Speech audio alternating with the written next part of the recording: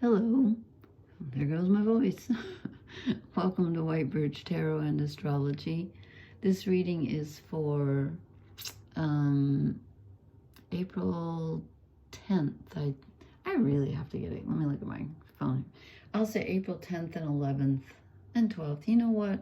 It's kind of a big deal, so it could go on for a week or two.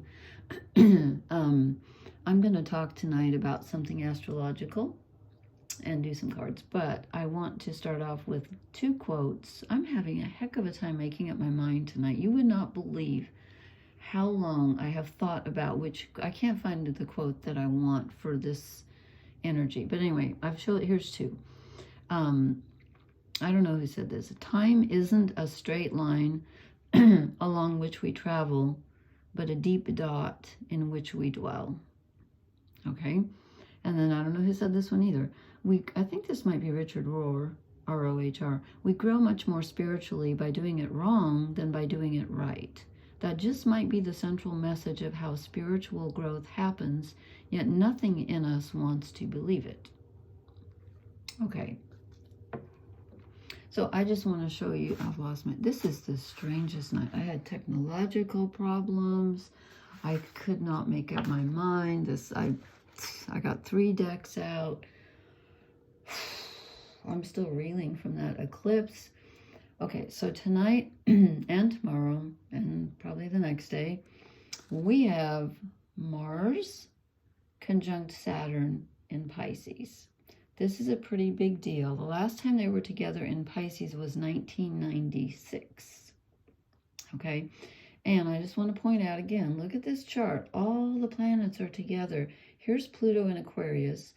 Everybody else is in Pisces, Aries, and Taurus. We have a big jam up in Aries. So we have, let's see, Sun, Mercury, Venus, Chiron, and the North Nodes all in Aries, which are ruled by Mars. So Mars's sign has all this activity in it. And then Mars is, okay, the word trapped just popped into my mind. Mars is trapped in Pisces, where he's not particularly comfortable, with Saturn and Neptune. They are larger energies than Mars. Okay, so Mars represents our personal desires, our personal willpower, our conscious will. Remember, Pluto rules the subconscious will. Mars rules your conscious will. When you get up in the morning, you say, I want to do this, I want to do that, I want to have this, I want to have that. It's your body. And you know the anxiety guy who's on YouTube, I listen to him sometimes. He said, your body is the largest part of your subconscious mind. What do you think about that? I have to ponder that. That's interesting. It's certainly part of it. Anyway, so here's Mars, who rules all those things I just said, including your body, your desires, sexuality, your self-identity. Conjunct Saturn, the planet of limitation, material reality, time, manifestation, and yet constriction and restriction. So that's why Mars doesn't really feel too comfortable with Saturn. It's like your desires can feel very constricted at this time, and yet the positive side is that you actually you can have the potential to manifest something that previously didn't feel real, that you just couldn't birth into reality. You can, however, let's see, they are at, I wrote this down, it's right in front of me. They're at 14 and 15 degrees of Pisces. And then we have Neptune down at 28 Pisces. So he's not conjunct them right now. But he rules Pisces. So, okay, where was I? I'm so goofy tonight. So anyway, when we put these two together, we get manifestation, but it's slow. It's hard work because Saturn rules discipline. Mars doesn't particularly like discipline, although he is a soldier, but Mars is fairly free, and wants to do what he wants to do. It's all about desire. And Saturn is saying, put the brakes on, slow down. but they're both in Pisces, which is the ocean ruled by Neptune. And so they're both floundering around a little bit because Pisces is not where they're comfortable. Saturn wants everything to be solid and the ocean is not solid. Mars wants to forge ahead with fire and he's in the middle of the ocean. So there's an element of frustration, there's an element of discipline, there's an element about struggling between momentum and being restrained. There's an element of surrender. There's Saturn can be a hard taskmaster and sort of insist that you do too much, and you might feel like you can be overburdened. But again, energy-wise, it's about slow, hard work. And sometimes we find out what needs to be sacrificed when it's in Pisces also. Okay, so there's that. So it's interesting energy. And we're coming up on, if you will notice, in fact, it's really starting now. I'll talk about it next time I post. Jupiter and Uranus are conjunct in Taurus. Let's see, right now they are 3 degrees apart. So in a few days, probably in a week, they're going to be exact. That's going to be really interesting. Where's the moon tonight? 17 Taurus. So the moon is kind of joining them tonight. Anyway, that's going to be a big deal. So, but that comes later. All right. Let's see, just make a mess here. I changed my decoration here a bit so you can see if you like it. I think it's better than the fairy mushroom. Okay, so I did the Cross of Truth, my own version. Okay. I don't know why the camera is not giving me enough room. Perhaps I don't know what I did. You know what? I just need to move this out. There we go.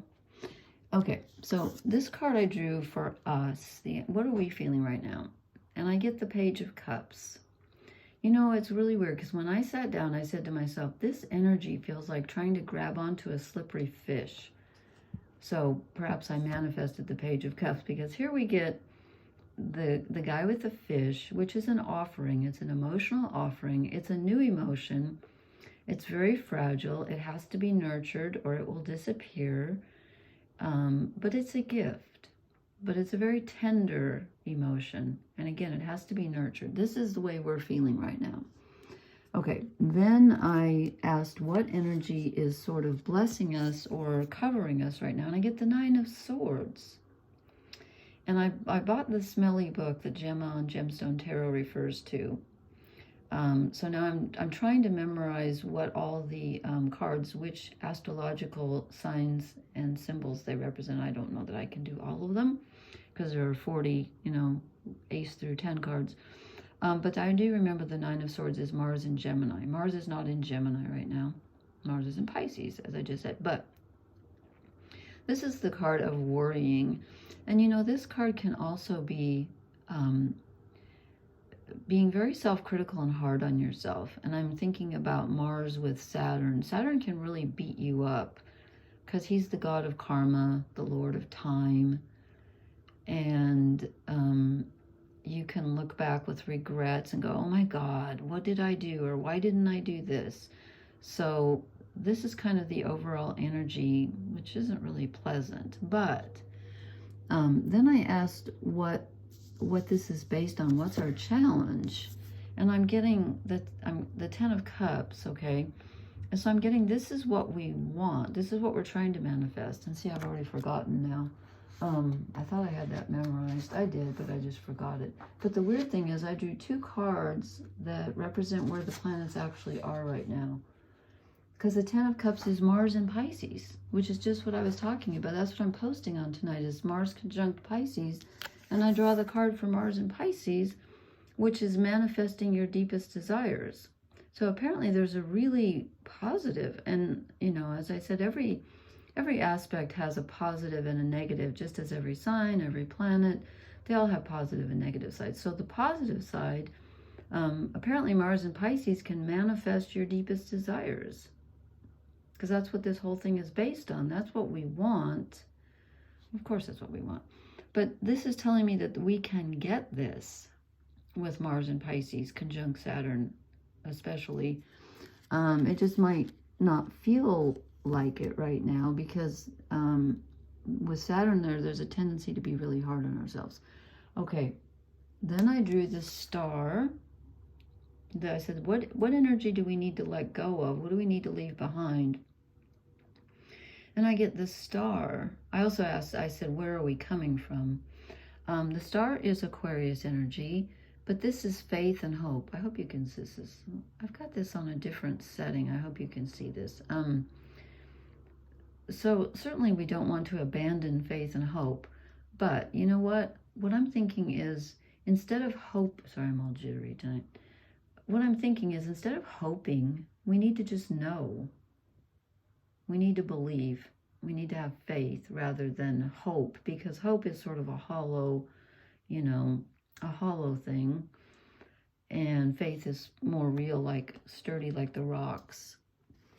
And then I asked, what will this lead us to?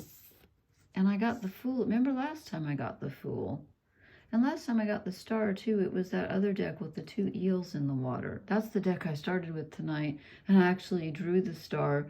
And then the deck didn't feel right. And I put it back and drew this one. So we got the Star twice. So that's definitely in the picture.